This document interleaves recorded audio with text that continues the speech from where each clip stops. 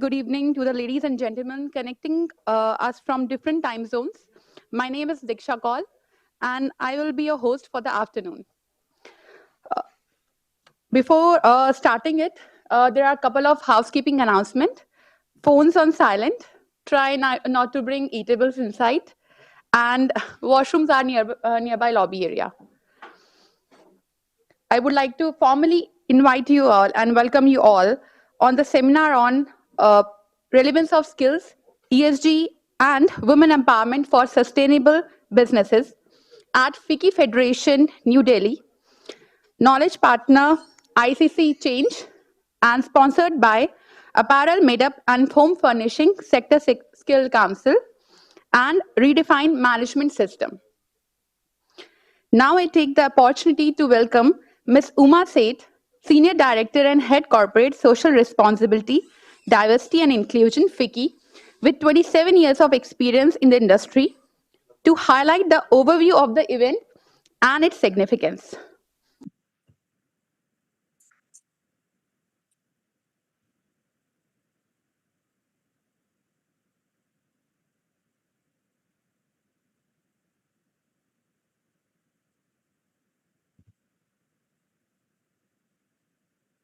Also, I would like to invite Shri RC Kesar sir, Chairperson CRB, ex-DGO GTC, Trustee Textile Association. He's a highly experienced textile professional with over 55 years of experience in textile industry. He has representative Textile Association during formulation of textile policy and technological upgradation fund scheme at the government and industry interaction.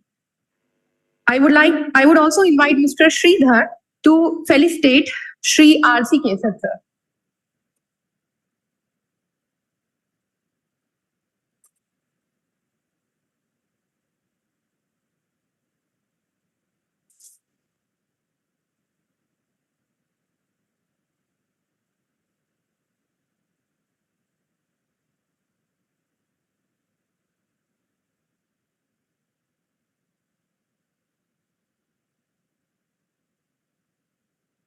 We request sir to share the keynote on the importance of sustainable business practices.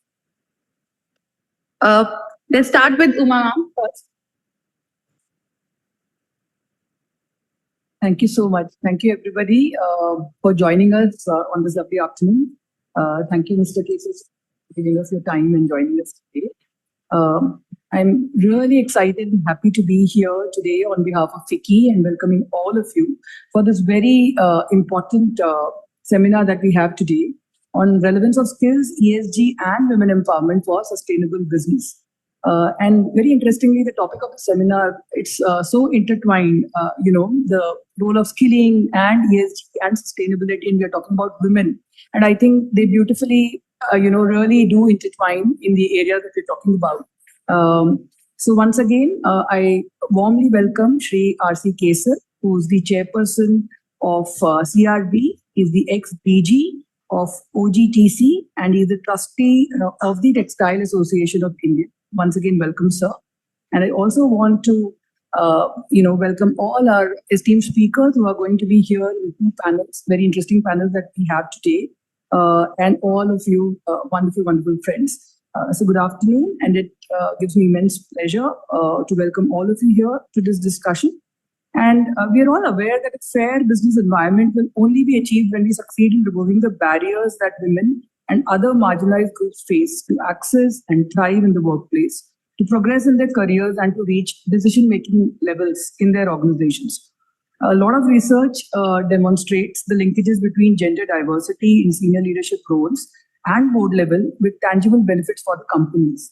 These range from gaining diversity in ideas, solutions, and perspectives to achieving higher financial performance and profits. Investors are increasingly using gender as a measure of sustainability. Greater attention to gender diversity has also had regulatory effects. Governments and regulators have become increasingly watchful of companies' female representation. Additionally, we also need to focus on skill development as another priority area. If we are to achieve business sustainability, as it is central to innovation and vital for a productive, adaptable workforce. Because when you bring women to the workforce and you increasingly want them to, sustain and remain in the work area, it is so important to skill and upskill them constantly as per the job requirements, as per the industry requirements. So companies need employees at all levels, across functions, across markets, who understand how social and environmental issues affect the organizational and individual goals, and who are prepared to take action to address them. Businesses can gain a competitive advantage by equipping their employees with the skills and knowledge needed to make the most of the opportunities ahead. And to complement and strengthen gender mainstreaming at workplace and skill development for business sustainability would be ESG, the biggest driver of change, which aims to encourage companies to adopt responsible business practices that consider impact of their operations on environment, society, and overall governance. This year, it gives me immense pleasure that, as you're aware, was the year of India's G20 presidency. And within the G20 presidency, FICCI was fortunate to be chosen as the secretariat for the G20 Empower. G20 Empower being the women empowerment piece of the G20, which FICCI had ably led under the guidance of the Women and Child Development Ministry. Throughout the year, we've had a number of awareness programs, I think close to 75 Jan Bhagidari events where we took, the G20 Empower to the people of India.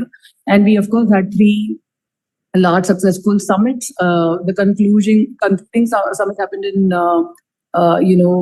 Gandhinagar in August.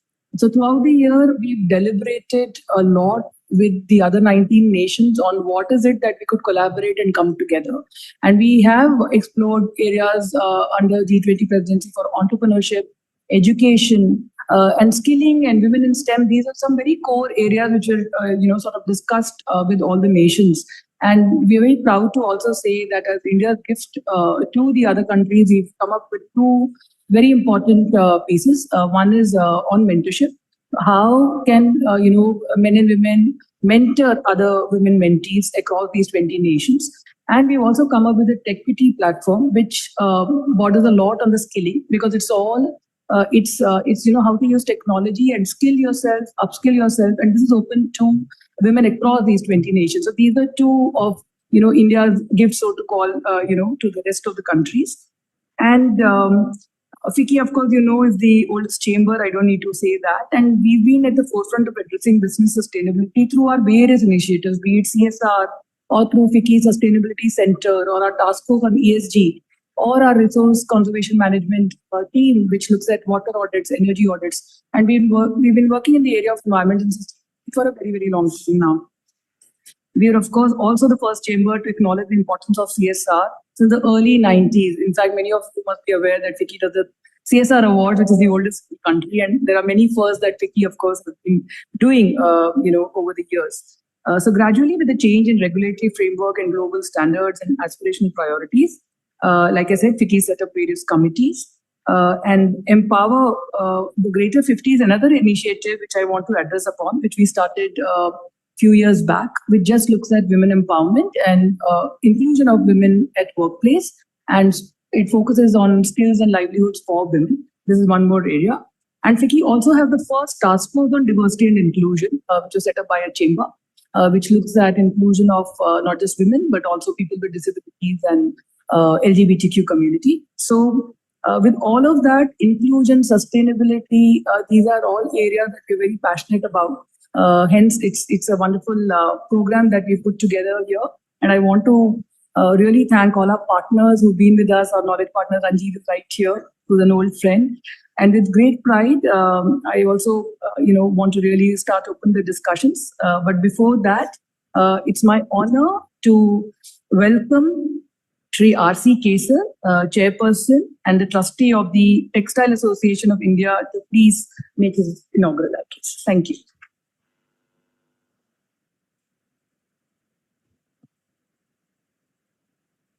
Which is the speech? This one?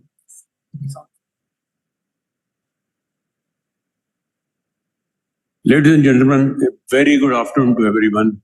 I understand this program is also a hybrid program. There are people online. So I welcome the people online also. And again, very good afternoon, ladies and gentlemen. Today we have gathered here to understand experts' views on relevance of skills, ESG, and women empowerment for sustainable business. I am very happy to see that NCSR, International Confederation of Catalytic Change, in short ICC Change, has come forward to bring the vital agenda before textile and clothing industry. In this novel journey, I am told that apparel meetups and home furnishing sector skill council, redefined management consultants have chosen to organize the event in prestigious FICCI. The importance of the event goes up as soon as the word FICCI gets attached to it. The world at large is at multiple pulls and pushes among business associations, citizens and consumer organizations, environmental organizations and NGOs, and public authorities. You can see the immediate near example is the pollution. Everybody is blaming the other person, nobody is responsible. What I am contributing, I don't know. Mera to theek hai, koi baat nahi. So this is same thing is here also. European Commission, then somebody tried to get together. European Commission in a process for regulation of the European Parliament and establishing a framework for eco-design requirement for sustainable products did an impact assessment among these four main stakeholders. Let me give you a brief. The business associations say that products are not designed to be easily repaired or upgraded. The products do not cover the cost of the harm that their production and use cause to the environment. The products do not have reliable information on the sustainability of products. Business associations also say that sustainable products need incentivization but do not favor monitoring and enforcement of third parties. So they want all the facility but without any control. Now see what the citizen and consumer organizations say. The citizens support that products are not currently designed to be easily repaired or upgraded. In a way, citizens support business associations. Citizens want a possibility of requiring a repairability score on products, requiring information on environmental footprint in digital product passport, requiring information on social conditions along with the value chain. Citizens supported the idea of modulating producers' fees under extended producer responsibility scheme based on the sustainability of the products. However, citizens want support for requiring third-party certification or inspections to simplify the work of enforcement authorities. On this, the view of citizens and business associations do not match. Now let us see what the environmental organizations and NGOs say. Environmental and organizations say that products do not sufficiently cover the cost of the harm that their production and use cause to the environment. Further, there is a lack of harmonized requirement to foster the sustainable design of the products. NGOs strongly favored requiring a repairability score on products, information as products, average lifespan, and information on social conditions along with the future. Now, let me throw some light on the views of the public authorities. The authorities agreed that economic sectors do not have adequate and reliable information on the sustainability of the products. The authorities agreed that products are not designed to be easily repaired or upgraded, and agree that materials used in products are complex and difficult to recycle. Authorities agree that harmonization set of requirements are absent in total markets. They support banning of substance inhibiting recyclability. The authorities support moderating producers' fee under extended process producers' responsibility schemes based on the sustainability of the product. The authorities have no clear-cut view on third-party certification or monitoring. These are divergent and somewhat opposite views are the cause of friction and slow pace of progress. My heart goes to the welfare of SMEs who are the engine of growth and prosperity due to their potential for employability and well-being of society at large. And I think that is the point where the starting point can be made. But you can make baby steps kind of a thing, and then the things will work. Because they are flexible, their number is large, their employment potential is large. SMEs generally feel that product sustainability requirements such as repairability, durability, and reusability may give rise to some negative impact on them, but may bring value over time. Customer loyalty may come for sustainable products after some time. How much time? That depends on the efforts one makes. SMEs feel that administrative costs and compliance costs will go up substantially. SMEs are also apprehensive of minimum recycled content requirements, information on the ecological profile of products and social conditions of production along value chain. SMEs expect incentives linked to class of product performance. Therefore, a right balance is required among all stakeholders to save the stakeholder, the planet. The key part is that we need to work all together to save the planet. I have been associated with the textile industry for a long period, as well as MSME. I see there is a desire, but there's a fear that we may lose, the cost may go high, and on that there is no support. So there are, in fact, the schemes were suggested to them that, like the government has come out with a scheme for enhancement of production, this kind of finance help and all that. In sustainability also, if they can't come this kind of a help, that can be a good beginning. Let us hope so. We must all agree that the transmission of skills is an enabler, provided the business case exists. Now, this is the process which we are doing here. Transformation of skills.